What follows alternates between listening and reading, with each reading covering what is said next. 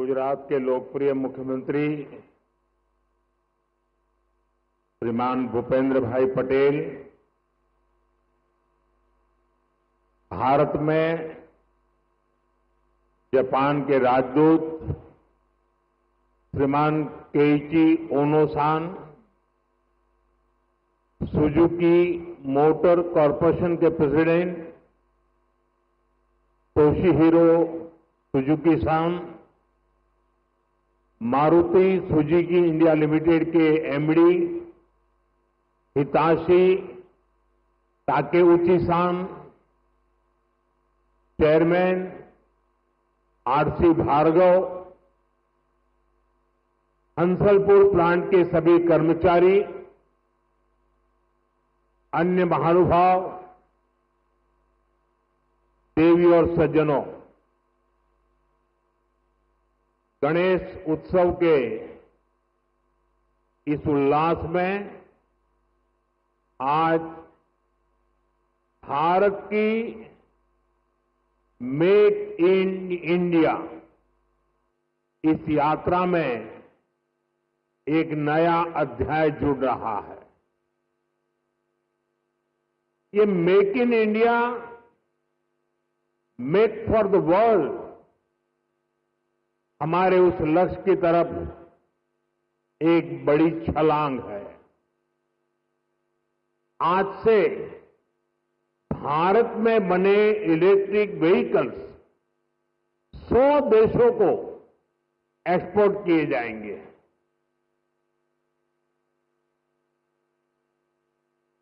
साथ ही आज hybrid battery electrode manufacturing भी स्टार्ट हो रही है। आज का ये दिन भारत और जापान की फ्रेंडशिप को भी नया आयाम दे रहा है। मैं सभी देशवासियों को, जापान को, सुजुकी कंपनी को बहुत बहुत बधाई देता हूं।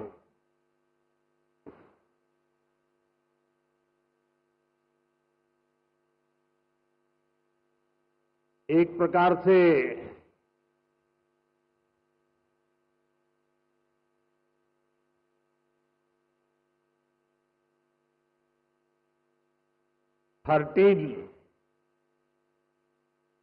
टीन एज का आरंभ होता है और टीन एज पंख फैलाने का कालखंड होता है, सपनों की उड़ान भरने का कालखंड होता है और टीन एज में ढेर सारे ख्वाब उभरते हैं। एक प्रकार से पैर जमीन पे नहीं होते हैं टीन एज में।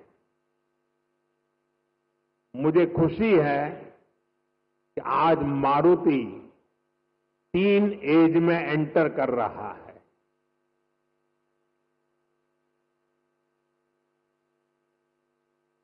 गुजरात का मारुति का टीन एज में प्रवेश यानी आने वाले दिनों में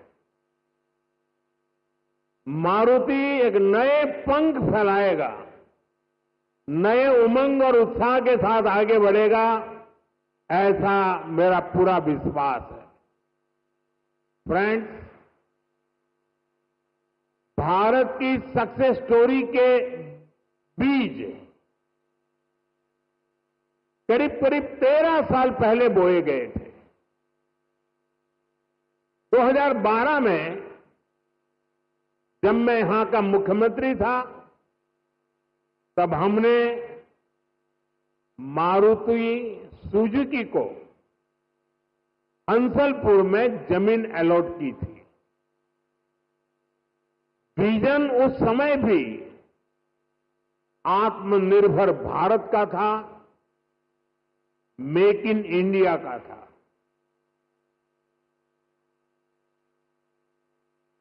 हमारे तब के प्रयास आज देश के संकल्पों को पूरा करने में इतनी बड़ी भूमिका निभा रहे हैं। साथियों, मैं इस अवसर पर स्वर्गीय ओसामू सुजीकी-सान को हृदय से याद करना चाहूंगा। हमारी सरकार को उन्हें पद्म विभूषण से सम्मानित करने का सौभाग्य मिला था। मुझे खुशी है उन्होंने मारुति सुजुकी इंडिया का जो विजन देखा था, वो आज हम इसके इतने बड़े विस्तार के गवाह बन रहे हैं। साथियों, भारत के पास डेमोक्रेसी की शक्ति है और भारत के पास डेमोग्राफी का एडवांटेज है।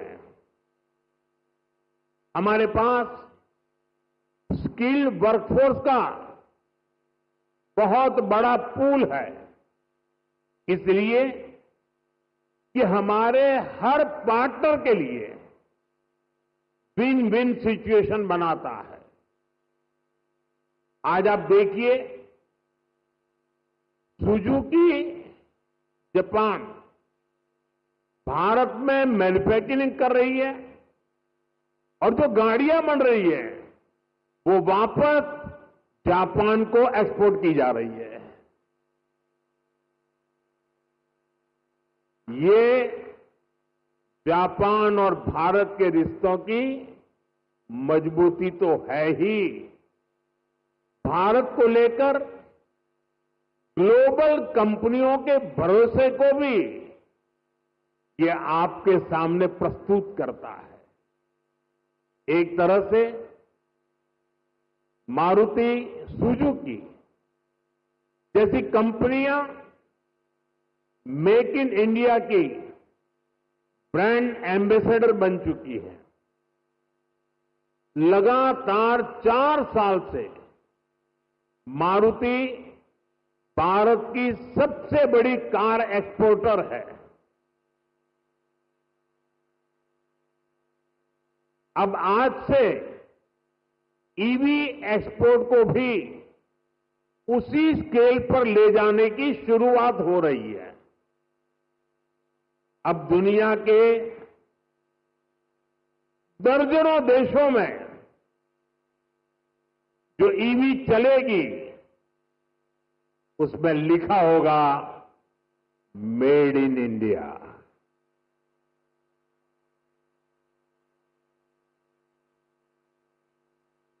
फ्रेंड्स, हम सब जानते हैं ईवी इकोसिस्टम का सबसे क्रिटिकल पार्ट बैटरी है। कुछ साल पहले तक भारत में बैटरी पूरी तरह इंपोर्ट होती थी। ईवी मैन्युफैक्चरिंग को मजबूती देने के लिए ये जरूरी था भारत बैटरीज का भी निर्माण करे। इसी विजन को लेकर 2017 में हमने यहां टीडीएसजी बैटरी प्लांट की नींव रखी थी। टीडीएसजी की ही नई पहल पर इस फैक्ट्री में 3 जापानी कंपनियां मिलकर भारत में पहली बार सेल मैन्युफैक्चर करेगी। भारत में बैटरी सेल के इलेक्ट्रोड भी लोकल लेवल पर तैयार होंगे। ये लोकलाइजेशन भारत की आत्मनिर्भरता को नई शक्ति देगा। इससे हाइब्रिड इलेक्ट्रिक व्हीकल्स के कारोबार में और तेज गति आएगी। मैं आपको इस ऐतिहासिक शुरुआत के लिए अपनी अनेक अनेक शुभकामनाएं देता हूं। साथियों, कुछ साल पहले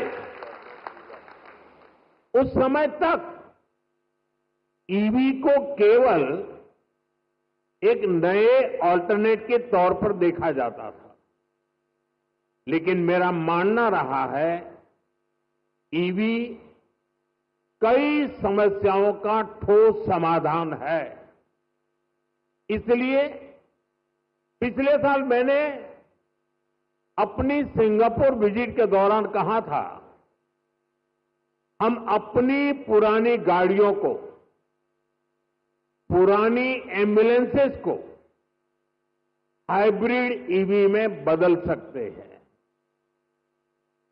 मारुति सुजुकी ने इस चुनौती को स्वीकार किया और केवल 6 महीने में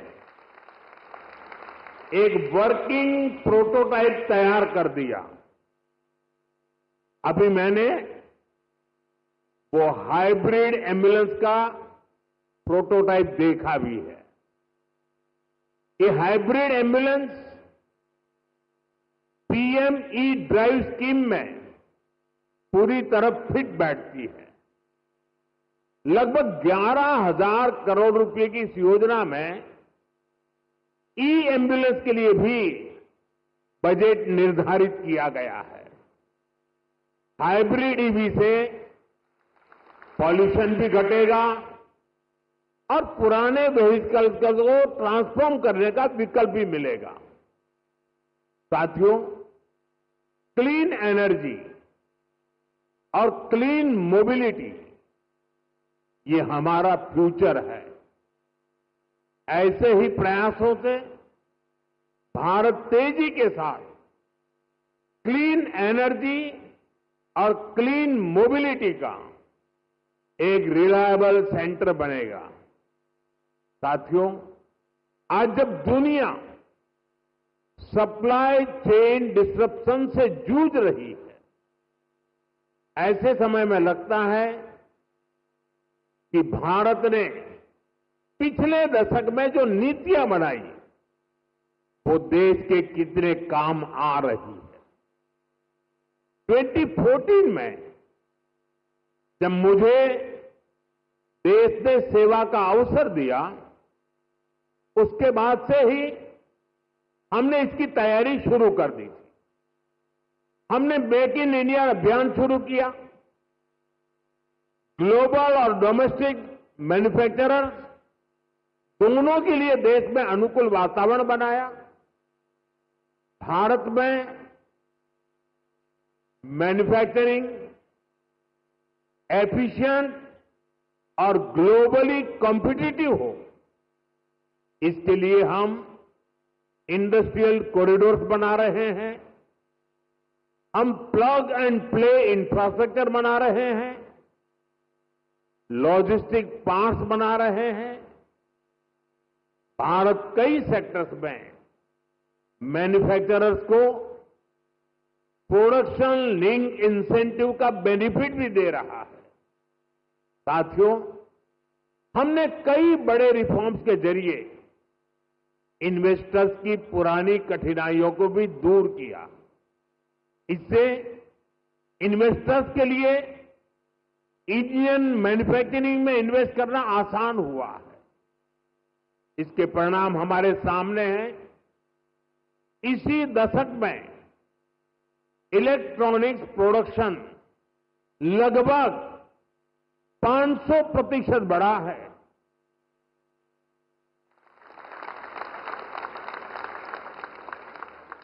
मोबाइल फोन प्रोडक्शन 2014 की तुलना में 2700% तक बढ़ गया है। डिफेंस प्रोडक्शन में भी पिछले दशक में 200% से भी ज्यादा की वृद्धि हुई है। ये सक्सेस आज भारत के सभी राज्यों को, हर एक राज्य को भी मोटिवेट कर रही है। उनके बीच रिफॉर्म्स को लेकर, इन्वेस्टमेंट को लेकर एक हेल्दी कंपटीशन शुरू हुआ है। जिसका लाभ पूरे देश को मिल रहा है। और मैंने हर मीटिंग में, व्यक्तिगत बातचीत में और सार्वजनिक रूप से सभी राज्यों को कहता रहा हूं कि हमें प्रोएक्टिव होना होगा, हमें प्रो डेवलपमेंट पॉलिसीज बनानी होगी, हमें सिंगल विंडो क्लियरेंस पर बल देना होगा, कानूनों में रिफॉर्म्स को बल देना होगा। और ये कंपटीशन का जमाना है। जो राज्य जितनी तेजी से अपनी पॉलिसीज को नीट एंड क्लीन रखता है, इफ्स एंड बट्स के बिना रखता है, तो इन्वेस्टर का विश्वास बढ़ता है।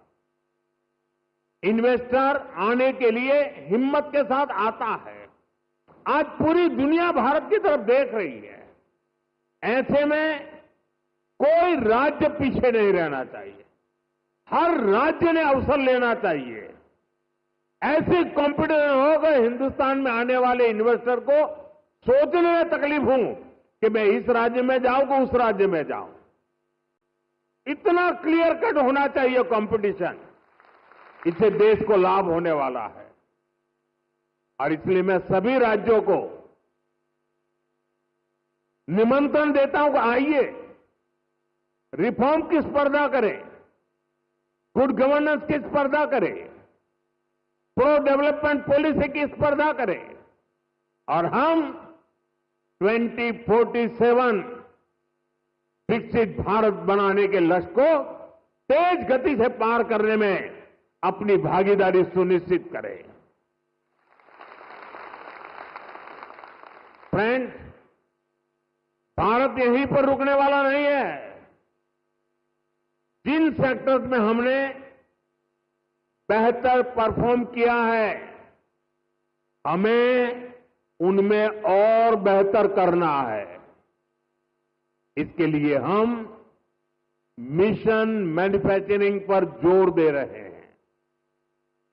आने वाले समय में हमारा फोकस फ्यूचरिस्टिक इंडस्ट्री पर होगा। सेमीकंडक्टर सेक्टर में भारत टेक ऑफ कर रहा है। देश में इसके 6 प्लांट्स तैयार होने वाले हैं।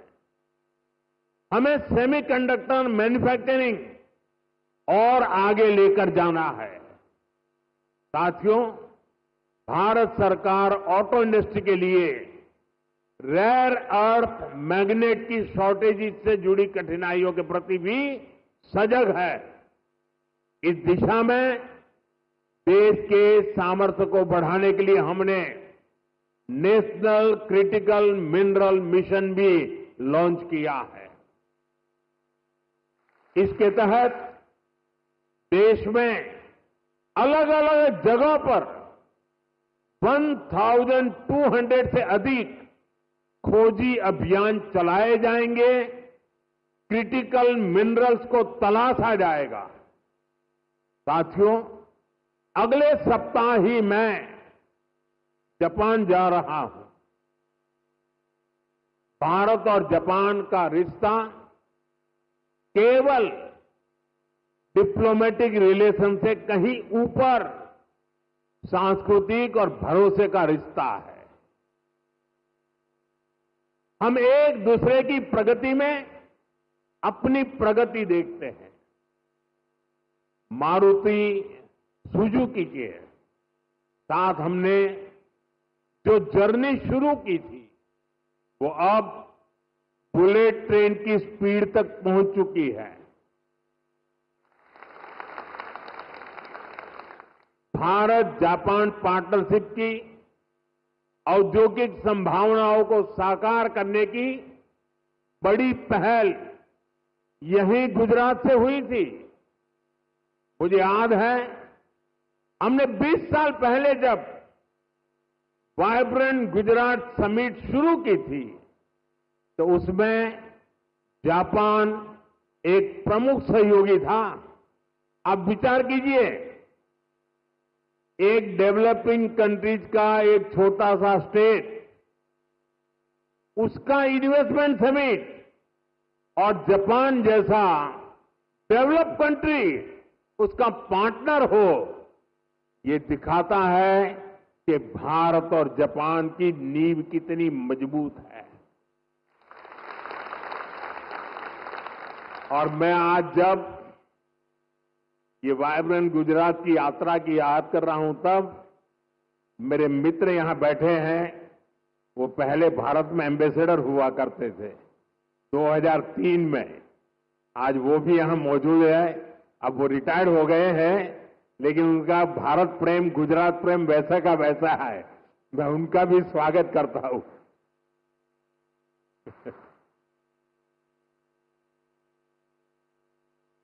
गुजरात के लोगों ने भी जापान के लोगों का उतना ही आत्मीयता से ख्याल रखा। हमने इंडस्ट्री से जुड़े रूल्स एंड रेगुलेशंस जापानी भाषा में प्रिंट करवा कर दिए। जब मैं गुजरात में था, हर छोटी चीज पर मैं ध्यान रखता था। इवन मेरा जो विजिटिंग कार्ड होता था ना, वो भी मैं जापानी में बनाता था।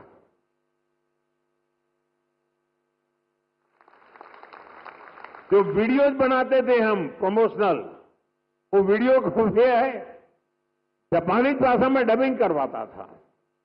यानी मुझे मालूम था कि मुझे इस रास्ते पर बड़ी मजबूती से आगे बढ़ना है। और मैं सभी राज्यों को कहता हूं, आसमान खुला है भैया, आप भी मेहनत करो, आओ मैदान में, बहुत फायदा होगा।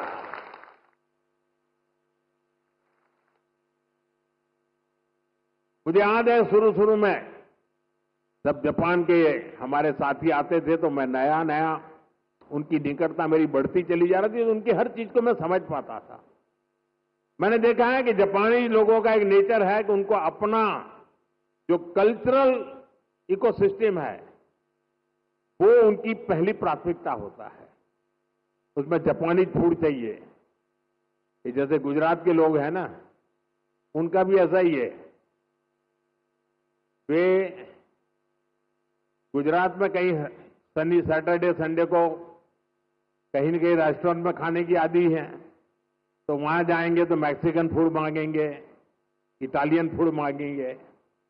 लेकिन गुजरात के बाहर कहीं जाएंगे तो गुजराती फूड खोजते रहते हैं। मैंने देखा जापान के लोगों का भी ये स्वभाव है, और इसलिए मैंने यहां जापानी क्विजिन की व्यवस्था कराई। मैंने उसकी एक होटल चेन को बुलाया। मुझे पता है, बाद में मुझे बताया गया कि भाई जापान के लोग हैं, गोल्फ के बिना तो नहीं चल सकता। मैंने उसको भी प्राथमिकता दी, और अपने जापानी साथियों को ध्यान में रखते हुए हमने, जो गुजरात में गोल्फ का नामो निशान नहीं था, 7-8 नए गोल्फ कोर्स डेवलप किए। देखिए, विकास करना है, इन्वेस्टमेंट लाना है, दुनिया को आकर्षित करना है, तो हर बारीकी पर देखना पड़ता है। और हमारे देश में कई राज्य हैं जो करते हैं। जो राज्य पीछे हैं, मेरा उनसे आग्रह है कि आप भी हर बारीकी को अवसर समझिए और विकास की नई दिशा पकड़िए। इतना ही नहीं साथियों, हमारे स्कूल में, हमारे कॉलेजेस में, हमारे यूनिवर्सिटीज में बहुत बड़ी मात्रा में जापानी भाषा सिखाने को प्राथमिकता दी जा रही है। बहुत सारे जापानी भाषा सिखाने वाले टीचर्स आज गुजरात में भी है। कई स्कूलों में जापानी भाषा सिखाई जा रही है। साथियों, हमारे इन प्रयासों से भारत जापान के बीच पीपल टू पीपल कनेक्ट बहुत बढ़ रहा है। स्किल और ह्यूमन रिसोर्स से जुड़ी एक दूसरे की जरूरतों को भी हम पूरा कर पा रहे हैं। मैं चाहूंगा मारुति सुजुकी जैसी कंपनियां भी इस तरह के प्रयासों का हिस्सा बने और यूथ एक्सचेंज जैसे प्रयासों को बढ़ाएं। साथियों, हमें इसी तरह आने वाले समय में सभी अहम क्षेत्रों में आगे बढ़ना है। मुझे भरोसा है हमारे आज के प्रयास 2047 के विकसित भारत की इमारत को नई बुलंदी तक लेकर जाएंगे और मुझे भरोसा है कि जापान इस लक्ष्य की प्राप्ति में हमारा भरोसामंद पार्टनर बनकर साथ चलता रहेगा। हमारी दोस्ती अटूट रहेगी और मैं तो कभी कभी कहता था कि जहां तक जापान और भारत का रिश्ता है, ये मेड फॉर ईच अदर वाला रिश्ता है। मैं आज विशेष रूप से मारुति को बहुत बहुत शुभकामनाएं देता हूं और अभी तो ये टीन एज की शुरुआत है। आपको पंख फैलाने हैं, नए सपने बुनने हैं। आपके संकल्पों के लिए, उसकी पूर्ति के लिए हम पूरी शक्ति से आपके साथ हैं। इसी विश्वास के साथ आत्मनिर्भर भारत के अभियान को हम सब आगे बढ़ाएं, वोकल फॉर लोकल बने, स्वदेशी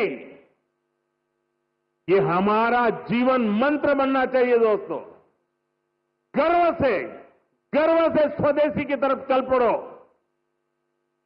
और यहां जापान के द्वारा जो चीजें बन रही है ना, ये भी स्वदेशी है। मेरी स्वदेशी की व्याख्या बहुत सिंपल है। पैसा किसका लगता है उससे मुझे कोई लेना देना नहीं है। वो डॉलर है, पाउंड है, वो करेंसी काली है, गोरी है, मुझे कोई लेना देना नहीं है। लेकिन जो प्रोडक्शन है उसमें पसीना मेरे देशवासियों का होगा। पैसा किसी का, पसीना हमारा।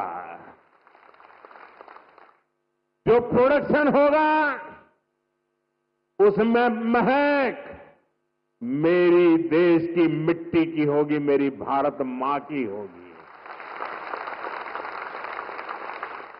इस भाव के साथ आप मेरे साथ चलिए दोस्तों। 2047 में हम ऐसा हिंदुस्तान बनाएंगे, आपकी आने वाली अनेक पीढ़ियां आपके इस त्याग का गर्व करेगी, आपके इस योगदान का गर्व करेगी। आपकी भावी पीढ़ी के उज्जवल भविष्य के लिए, आत्मनिर्भर भारत के इस मंत्र के लिए, स्वदेशी के मार्ग के लिए मैं आज मेरे देशवासियों को निमंत्रण दे रहा हूं। मैं आपको निमंत्रण दे रहा हूं। आइए हम सब चल पड़े। 2047 विकसित भारत बना के रहेंगे। दुनिया की भलाई में भारत का योगदान बढ़ाते रहेंगे। इसी भावना के साथ आप सबको बहुत बहुत शुभकामनाएं, बहुत बहुत धन्यवाद।